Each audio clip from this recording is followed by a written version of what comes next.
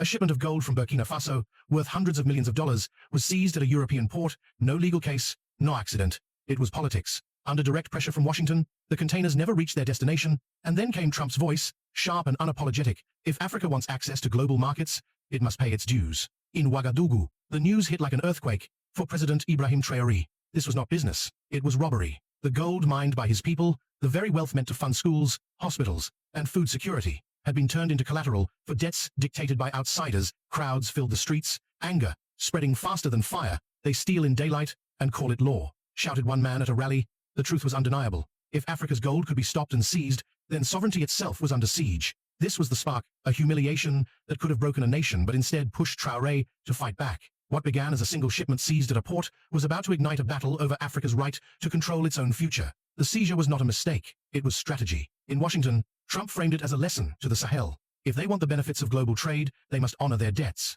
Behind the cameras, officials admitted the truth. This was about the IMF. For decades, Africa's loans had been tied to conditions written in Washington and Paris. The International Monetary Fund demanded repayment in dollars, backed by guarantees. But as African nations like Burkina Faso turned toward new partners in BRICS and India, the West grew nervous. What if those loans went unpaid? What if Africa simply walked away from the system? Trump's answer was brutal. Hold the gold. By pressuring Europe to seize Burkina Faso's shipment, Washington sent a message: your resources are collateral. Whether you agree or not, the logic was cold but clear. If Africa tried to shift away from the IMF, its most valuable asset would be frozen before leaving port. In Ouagadougou, the revelation spread quickly. Ministers told Traoré the gold had been classified as security against outstanding debt that, in many cases, had been inherited from past regimes or forced through under colonial terms, debt that had already drained more than it ever gave. To the people, it was the final insult. A farmer interviewed on local radio said, "We never signed those loans. Why should our gold pay for them?" A teacher added, "If they keep our gold, they are keeping the future of our children."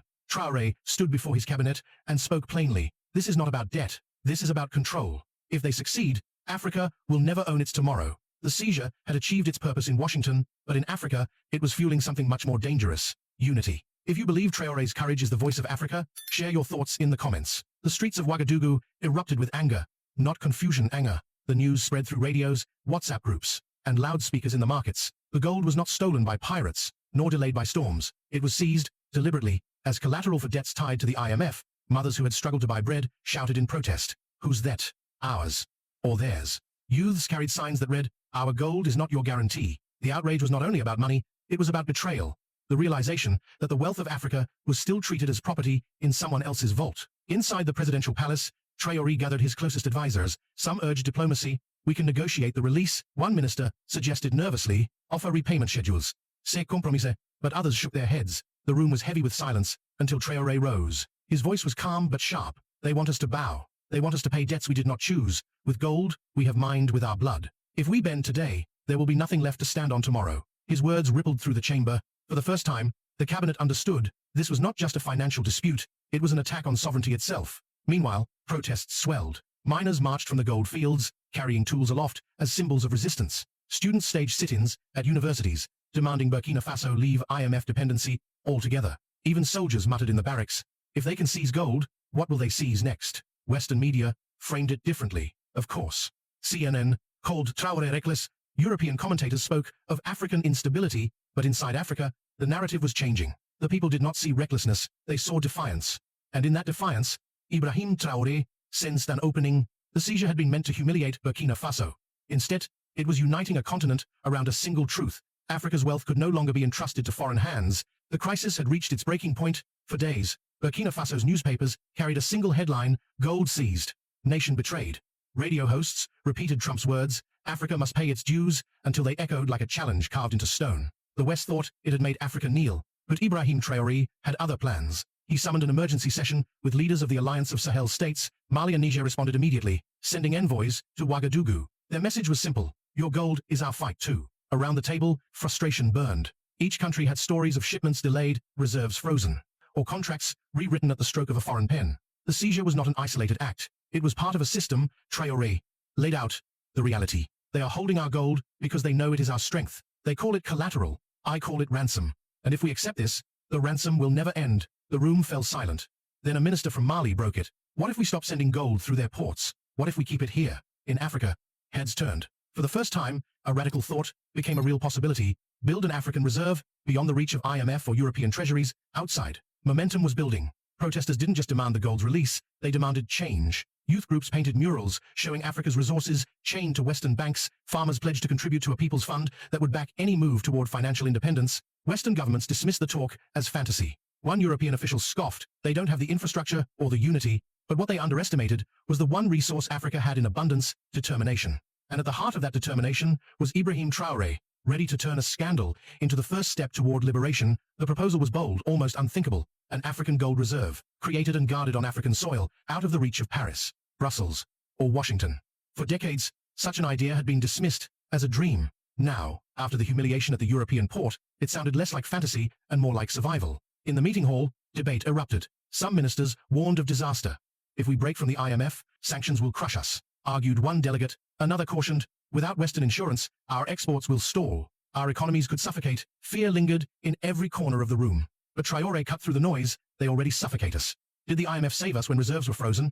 Did sanctions feed our people? No, they steal with one hand and offer loans with the other. Enough." His voice steadied the chamber. Support came swiftly. Niger's representative stood. "Our uranium is theirs, only because we let them ship it. Why should we not guard it ourselves?" Mali's minister added, "We have watched for years as our gold left our soil, only to fund their banks. If this is the moment to stop, then let it be now." Beyond the walls, the message spread. News outlets across Africa began to talk openly about the gold reserve. Analysts explained how pooling resources could shield the Sahel from currency manipulation. On the streets, people chanted, "Keep the gold, build the vault." The idea had taken root. In Europe, alarm bells rang. Financial newspapers warned of dangerous populism behind closed doors. Memos described the project as a threat to the stability of international markets, yet the more they condemned it, the more legitimacy it gained in Africa. For the first time in generations, African leaders were not reacting to the West, they were planning for themselves, and Traoré knew even the hint of unity could change the balance of power forever. The decision could no longer remain talk. Traoré ordered his economic advisors and military chiefs to draft the first concrete steps. The plan was simple in principle, but revolutionary in practice: stop sending gold through European ports and begin building the infrastructure to keep it within Africa. Meetings were held in secret locations. Engineers outlined how vaults could be constructed in secure zones, reinforced with military protection. Economists mapped out how reserves from Burkina Faso, Mali, and Niger could be pooled into a joint stock, a foundation for an African financial shield. But Traoré knew this was not just about concrete walls or ledgers, it was about trust. At a gathering of AES leaders, he spoke directly.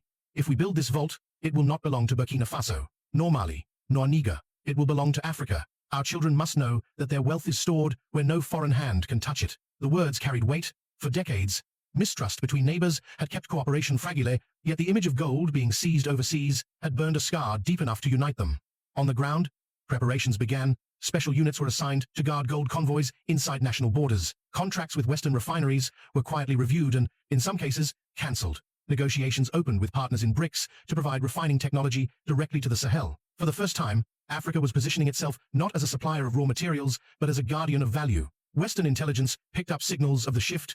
Reports warned that if the African gold reserve became real, it could undermine IMF leverage across the continent. Officials debated whether to tighten sanctions or attempt quiet diplomacy. Neither option looked promising. In Ouagadougou, Traoré stood before a small crowd of miners and told them plainly, "You are not digging for Paris. You are not digging for Washington. From now on, your work will build Africa's strength." The applause was thunderous. The reserve was still only an idea on paper, but in the hearts of the people, it was already real. The West did not wait quietly. Within days of the AES announcement, European financial institutions began to strike back. Banks in Paris and Brussels froze transactions linked to Burkina Faso and its allies. Insurance companies suddenly refused coverage for shipments, leaving West Africa. Even humanitarian aid shipments were delayed for review. The message was clear: resistance would come at a price. Trump, never one to soften his words, doubled down. At a press conference, he declared, "These young leaders think they can defy the rules. But if Africa wants to sit at the table of global trade, it must first learn to follow the law." To him, the law was IMF contracts and dollar dominance. Anything else was chaos.